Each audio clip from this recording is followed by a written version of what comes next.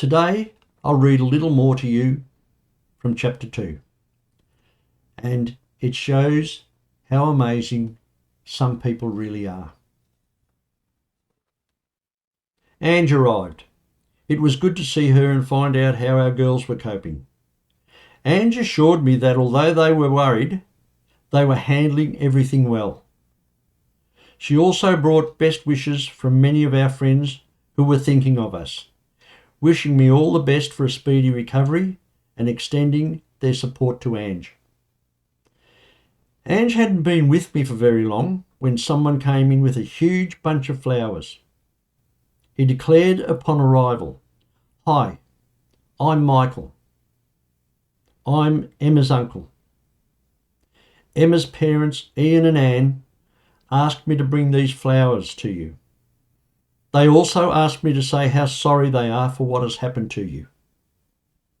Ange and I looked at each other and were confused about who Michael was. This must have been evident to Michael, as he went on to say, "Emma was the young girl who died in the car crash you were also in." I was stunned and speechless. I couldn't speak for what felt like an eternity, but finally I responded. "Thank you, Michael. I'm so sorry for what has happened. Can you please tell them how sorry I am?" Immediately I burst into tears. I couldn't help it. I was overcome by the gravity of the situation. Michael also became upset, and he soon left because it was incredibly awkward and a hopeless moment. I couldn't believe that the parents who had just lost their daughter in a car crash could be thinking of me. They must be remarkable people to consider me at a time of such devastation and heartbreak for them. Later that day, Ange brought our 4 beautiful girls in to see me. I was so happy to see them. I could have been killed in that horrific car crash and was lucky to see my girls again. I was so thankful.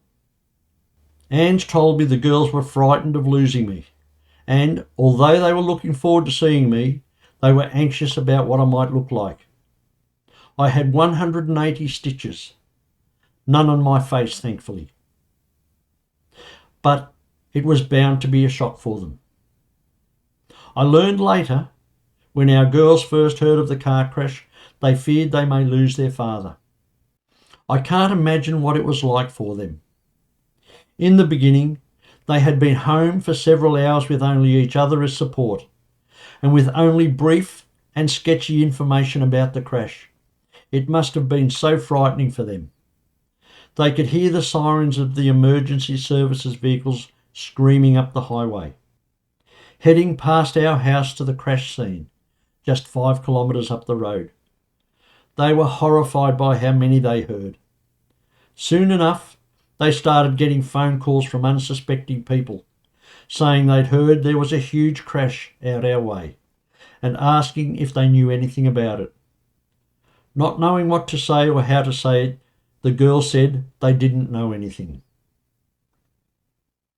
Michelle was the first to speak. "How are you feeling, Dad?" "Considering what had just happened, I'm pretty good. Sorry about your car, Michelle. How is it, do you know?"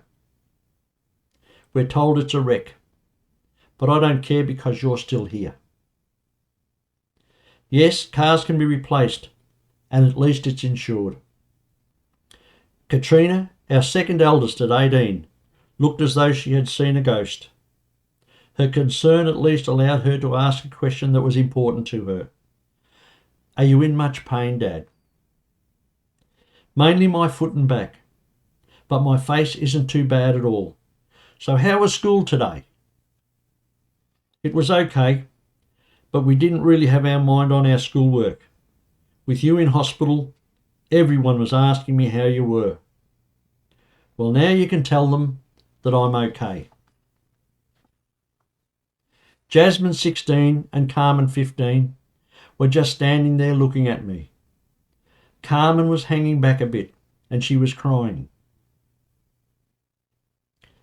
They had probably imagined what I might have looked like, but it was still a shock to them.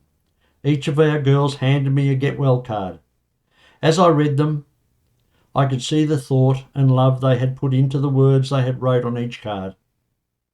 I could feel their pain and their uncertainty, as each card was so profound and vulnerable. Thank you so much again for listening to another part of Carmen's legacy.